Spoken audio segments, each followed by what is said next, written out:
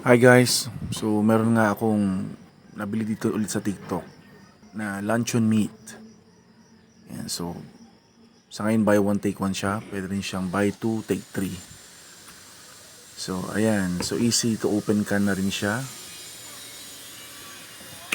So ayan. So sa tingin pa lang talaga napakasarap na. Ayan, so hinati ko siya into 6 equal parts. Hindi naman total equal. Ayan, so pang ulam, tapos pambaon. Kung may matitira pang dinner na rin pag uwi galing school. So ayan. So napakahilig ko kasi sa luncheon meat. Pag piniprito, then medyo tostado.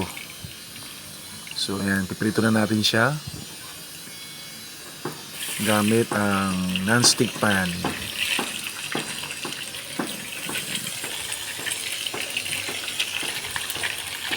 So sorry kung kinakamit ko na siya, nagugas naman ako dyan. At ako naman ang kakain.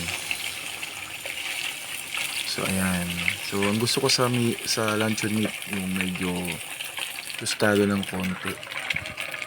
So ayan. Nagla-light brown na siya. And i-flip ko na siya. So iting pa lang ng konti.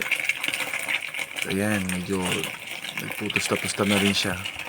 Sarap kasi pag medyo tostado. Ayan.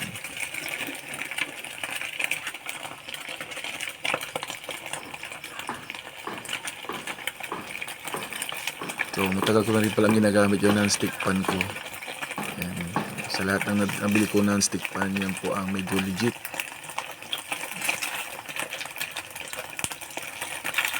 So ayan, medyo tostado na. Ayan.